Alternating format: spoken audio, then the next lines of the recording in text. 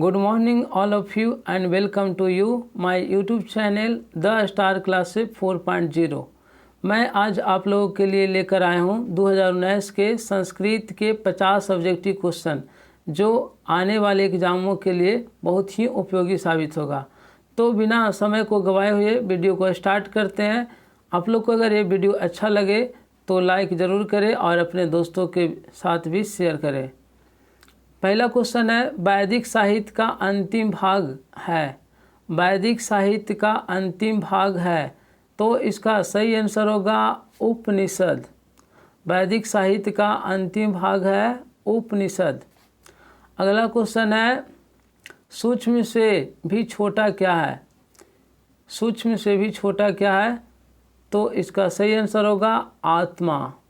अनो अन्याना महतो मह्याना च आत्मना जंतो निहितो गुहायाम।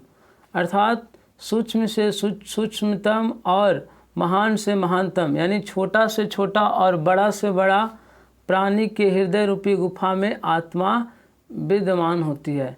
तो सूक्ष्म से सूक्ष्मतम क्या है? आत्मा, यानी कि ऑप्शन ए। अगला क्वेश्चन है, काव्य मीमांसा नामक ग्रंथ किसने लिखा। तो काव्य मीमांसा नामकम ग्रंथ है राजशेखर आलिखत। काव्य मीमांसा नामक ग्रंथ राजशेखर ने लिखा। इसका सही आंसर होगा ऑप्शन सी, राजशेखर। इसी में एक क्वेश्चन और है, पाटलिपुत्र वैभव से संबंधित। कुटिमताख्य काव्य कस्य कवि रचना अस्ति। कुटिमताख्य काव्य किस कवि की रचना है तो इसका सही आंसर होगा दामोदर गुप्ता। और बीरेश्वर कौन था तो ये मिथिला के मंत्री थे जो अपने इच्छा अनुसार संकटग्रस्तों को, अनाथों को भोजन दिलवाते थे। अगला क्वेश्चन है, पाटलिपुत्र किस नदी के किनारे अवस्थित है। पाटलिपुत्र किस नदी के किनारे अवस्थित है तो पटना है जो गंगा नदी के किनारे अवस्थित है। और पटना के उत्तर दिशा में गंगा नदी बहती है और उस पर ही एशिया महादेश का सबसे बड़ा पुल गांधी सेतु इस पुल बनाया गया था। अगला क्वेश्चन है, विद्यापति कौन थे। विद्यापति कौन थे तो विद्यापति मैथिली कवि थे और यह अलस कथा के लेखक भी थे। विद्यापति कौन थे तो मैथिली कवि और अलस कथा के लेखक भी थे। इनका एक और क्वेश्चन अंग्रेजी में भी है, थीनर देन ए क्रीसेंट, अर्ध चंद्रमा से भी पतला, जिसका लेखक भी विद्यापति है। अगला क्वेश्चन है, पाटलिपुत्र में कौमुदी महोत्सव किस ऋतु में मनाया जाता था। पाटलिपुत्र में कौमुदी महोत्सव किस ऋतु में मनाया जाता था तो इसका सही आंसर होगा शरद ऋतु। शरद ऋतु में ही कौमुदी महोत्सव मनाया जाता था जिसमें लोग आनंद में मग्न हो जाते हैं। जैसा कि आज हम लोग दशहरा पूजा में उसी तरह के समारोह देखने को मिलता है। और यह किस वंश के शासनकाल में तो ये गुप्त वंश के शासनकाल में कौमुदी महोत्सव मनाया जाता था। अगला क्वेश्चन है, नीतिकार द्वारा शत्रु किसे माना गया है तो नीतिकार रिपु रूपम शत्रु मन्यते। नीतिकार होते हैं जो आलस्य को शत्रु मानते हैं। तो इसका सही आंसर होगा ऑप्शन ए, नीतिकार आलस्य को शत्रु मानते हैं। महर्षि याज्ञवल्क्य की पत्नी का नाम क्या था तो महर्षि याज्ञवल्क्य की पत्नी का नाम क्या था तो इसका सही आंसर होगा मैत्रेयी। मैत्रेयी। अगला क्वेश्चन है, जनक की सभा में शास्त्रार्थ कुशल महिला कौन थी। यानी कि जनक के सभा में शास्त्रों के अर्थ में कुशल महिला कौन थी, निपुण महिला कौन थी तो उसका नाम था गार्गी। गार्गी नामक के बक्त्री यानी बक्ता, बक्ता का स्त्रीलिंग बक्त्री। गार्गी बचकनबी रहती थी जो शास्त्रों में कुशल थी।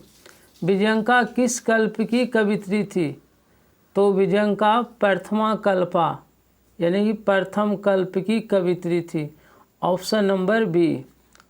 अगला क्वेश्चन है, गायंती देवा किल गीतकानी पुरुषा सुरत्वात् पद्यम किम पुराण से लिया गया है तो गायन्ति देवा किल गीतकानी, यह जो पद है भारत महिमा के विष्णु पुराण से लिया गया है, और दूसरा उसमें जो पद है वह भागवत पुराण से लिया गया। अगला क्वेश्चन है भारत महिमा पाठ का मुख्य संदेश क्या है? तो भारत महिमा पाठ का मुख्य संदेश है देशभक्ति, यानी कि जिस थाली में हम लोग खाते हैं उसी के गुणगान करना चाहिए। हम लोग भारत में रह रहे हैं तो भारत का गुणगान गाना चाहिए, और हमें अपने देश के प्रति आदर्श देशभक्ति होनी चाहिए। अगला क्वेश्चन है संस्कारों की कुल संख्या कितनी है? तो संस्कारों की कुल संख्या 16 है। जन पूर्वे त्रया शैशवे षट् शैक्षणिका पंच, गृहस्थ जीवने एका संस्कारा मरणोपरांत एका संस्कारा अंत्येष्टि संस्कारा एवं षोडश संस्कारा भवन्ति। अर्थात जन्म के पहले 3 संस्कार, बचपन में 6 संस्कार, शिक्षा से संबंधित 5 संस्कार, गृहस्थ जीवन में 1 संस्कार विवाह, और मरने के बाद 1 संस्कार अंत्येष्टि संस्कार, दाह संस्कार या अंतिम संस्कार। इस प्रकार 16 संस्कार होते हैं। तो इसका सही आंसर होगा 16। संस्कार की कुल संख्या कितनी है? तो 16। गोदान किस संस्कार का मुख्य कर्म है? तो गोदान है जो केशांत संस्कार का मुख्य कर्म है, यानी केशांत संस्कार का ही नाम गोदान है, क्योंकि जब गुरु के घर में छात्रों का प्रथम बार मुंडन होता है तो इसमें ब्राह्मण को गाय दान दिया जाता है। गाय दान यानी कि गोदान, इसीलिए केशांत संस्कार का नाम गोदान संस्कार भी कहा गया। अगला क्वेश्चन है परम तृप्ति किससे मिलती है? परम माने होता है श्रेष्ठ, तृप्ति माने होता है संतुष्टि। सबसे बड़ी संतुष्टि किससे मिलती है? तो परम तृप्ति विद्या परमा तृप्ति, विद्या सबसे बड़ी संतुष्टि है। तो सबसे बड़ी संतुष्टि विद्या से मिलती है, क्योंकि जिस लोग के पास विद्या नहीं रहता है उस अज्ञानता के वजह से वह दुखी रहता है, खुद से जीवन से असंतुष्ट रहता है। इसीलिए सबसे बड़ी संतुष्टि क्या है? तो विद्या। अगला क्वेश्चन है नरक के कितने द्वार है? नरक के कितने द्वार है? तो इसका सही आंसर होगा 3। काम क्रोध तथा लोभ। काम क्रोध तथा लोभ यानी नरक के 3 द्वार है। इदम नाशन आत्मना, जिससे आत्मा की नाश होता है, इसीलिए इन तीनों को त्याग देनी चाहिए। अगला क्वेश्चन है कर्मवीर कथा का नायक कौन है? कर्मवीर कथा अर्थात कर्मणि वीर, काम से वीर। इस कहानी का नायक वह दलित बालक है जिसका नाम है राम प्रवेश राम, जिसका गांव का नाम भिखनटोला, जो अपने मेहनत के बल पर, उत्साह के बल पर वह केंद्रीय लोक सेवा परीक्षा में सफल होकर एक ऊंचा स्थान प्राप्त करता है। इसीलिए आदमी की पहचान कर्मों से होती है, ना कि उसके जाति कुल धर्म से होती है। इस कर्मवीर कथा का नायक कौन है? तो राम प्रवेश राम। अगला है छात्रों का तप क्या है? छात्रानाम अध्ययनम तप, विद्यार्थियों के लिए अध्ययन ही तपस्या है, अर्थात पढ़ाई। छात्रों के लिए क्या तप है? तो अध्ययन, डाइट मीन्स पढ़ाई। अगला क्वेश्चन है स्वामी दयानंद के द्वारा आर्य समाज की स्थापना कब हुई? स्वामी दयानंद के द्वारा आर्य समाज की स्थापना कब हुई? तो इसका सही आंसर होगा 1875। स्वामी दयानंद ने आर्य समाज की स्थापना 1875 में की। अगला क्वेश्चन है बिरजानंद किसके गुरु थे? तो बिरजानंद स्वामी दयानंद जी के ही गुरु थे। बिरजानंद किसके गुरु थे? तो स्वामी दयानंद के, जो मथुरा के थे और वह आँख से हीन थे, अर्थात अंधे भी थे, जिनसे स्वामी दयानंद ने वैदिक धर्म अर्थात आर्ष ग्रंथ का अध्ययन किए थे, और उन्हीं के उपदेश से वह पूरा जीवन धर्म के प्रचार में और सत्य के प्रचार में समर्पित कर दिए थे। अगला क्वेश्चन है स्वामी दयानंद का परिवार किसका उपासक था? स्वामी दयानंद का परिवार किसका उपासक था? तो स्वामी दयानंद के परिवार शिव का उपासक थे। स्वामी दयानंद के परिवार शिव के उपासक थे। अगला क्वेश्चन है मंदाकिनी वर्णनम पाठ किस ग्रंथ से संकलित है? मंदाकिनी वर्णनम पाठ किस ग्रंथ से संकलित है? तो इसका सही आंसर होगा वाल्मीकि रामायण। मंदाकिनी वर्णनम पाठ किस ग्रंथ से संकलित है? तो वाल्मीकि रामायण, ऑप्शन नंबर सी।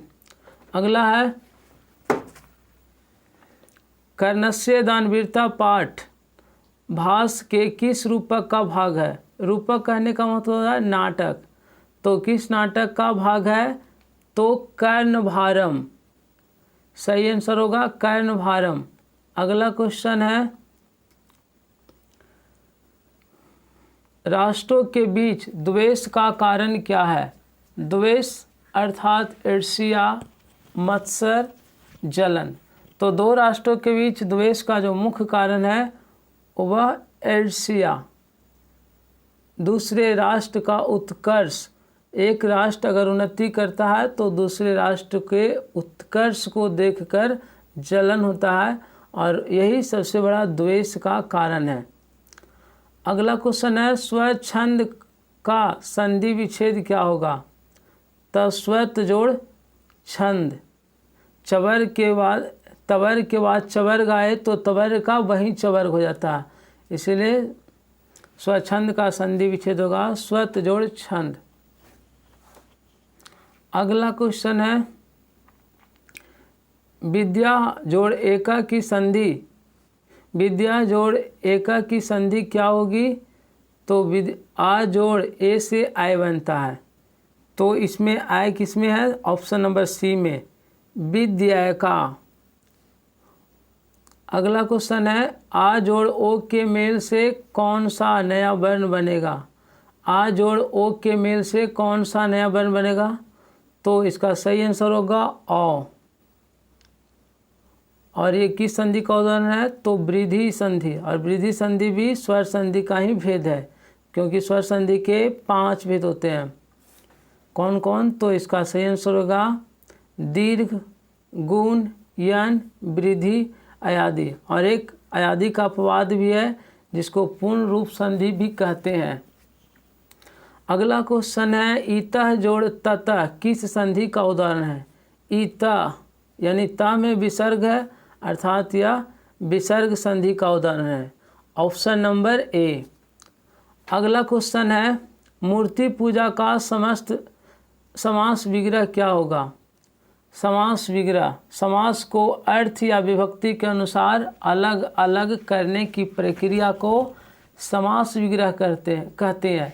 तो मूर्ति पूजा अर्थात मूर्ति की पूजा, मूर्ति मुनि के आधार पर चलेगा तो मुनि का षष्ठी में होगा मूर्ते यानी मुने, तो यहाँ मूर्ति के मूर्ते पूजा, यानी कि इसका सही आंसर होगा ऑप्शन नंबर बी। अगला क्वेश्चन है संस्कृतस्य शिक्षा का समस्त पद क्या होगा? संस्कृतस्य शिक्षा यानी कि संस्कृत की शिक्षा, तो इसका समस्त पद होगा संस्कृत शिक्षा, ऑप्शन नंबर ए। गोल गृह में कौन सा समास है? गोल गृह में कौन सा समास है? तो इसका सही आंसर होगा कर्मधारय समास। जिस समास का पहला पद विशेषण या विशेष्य अथवा उपमा या उपमेय हो वह कर्मधारय समास या वह कर्मधारय समास होता है। यह कर्मधारय समास का परिभाषा ही होता है कि जिस समास के पहला पद विशेषण या विशेष अथवा उपमा या उपमेय हो उसे कर्मधारय समास कहते हैं। तो यहाँ गोल गृहम माने कि गृह माने घर और गोल माने गोल, यहाँ घर की विशेषता है गोल यानी कि विशेषण पद है, इसीलिए यह कर्मधारय समास होगा। अगला क्वेश्चन है दिग्गु समास का उदाहरण कौन है?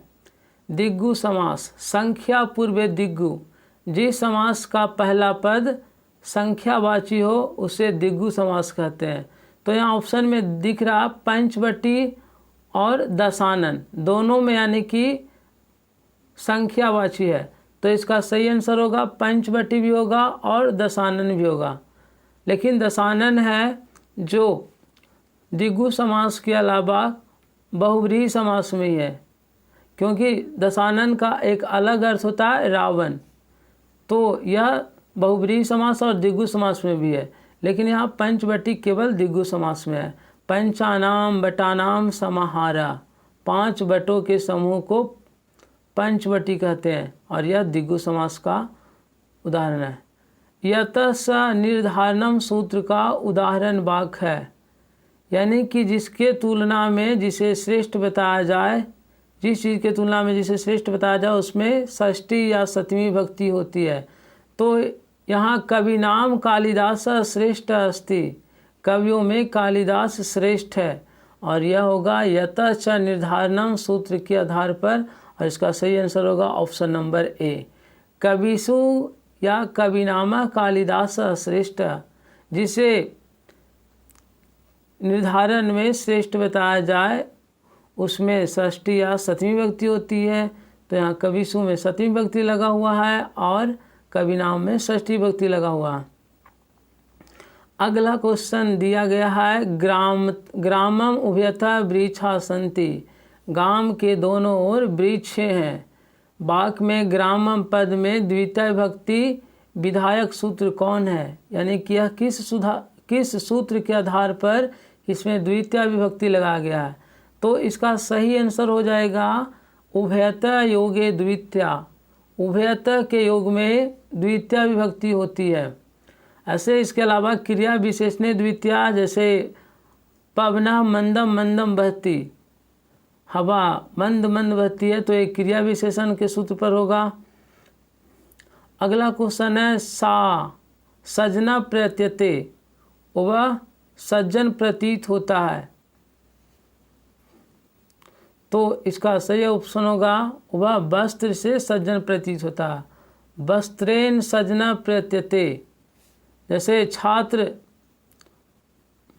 पुस्तक से छात्र प्रतीत होते हैं और वस्त्र से सज्जन प्रतीत होते हैं, तो इसका ऑप्शन होगा बी वस्त्रेण।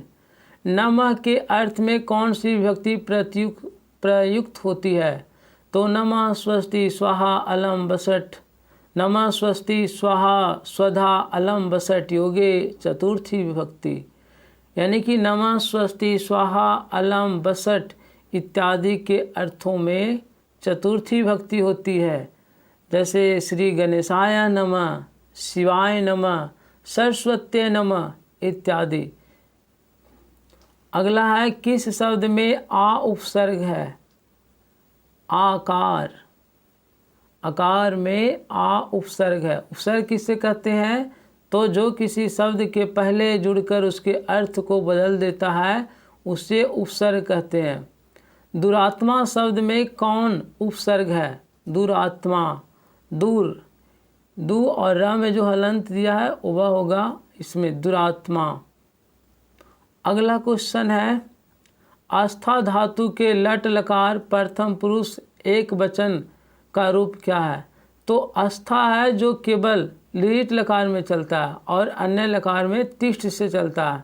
तो लट लकार है तो ती तांति सी था हम आवामा ये चलेगा, लेकिन प्रथम पुरुष एक वचन का दिया है इसीलिए होगा तिष्ठति। इसका सही आंसर होगा तिष्ठति। आस्था धातु के लट लकार प्रथम पुरुष एक वचन का कौन सा रूप है, तो तिष्ठति। अगला क्वेश्चन है पास्यति किस लकार का रूप है, पास्यति पास्यामी, ये पा धातु का रूप है, इसका मूल धातु होगा जो पा और यह पास्यामी है, यानी स्यति स्यत स्यंति स्यसि स्यथ स्यत श्यामी श्याव श्यामा, और ये लिट लकार का रूप है। इसका सही आंसर होगा ऑप्शन नंबर सी, यानी कि लिट लकार। जही किस धातु का रूप है, जही किस धातु का रूप है, यानी जही का मूल धातु क्या है, तो हन, हन, ऑप्शन नंबर सी।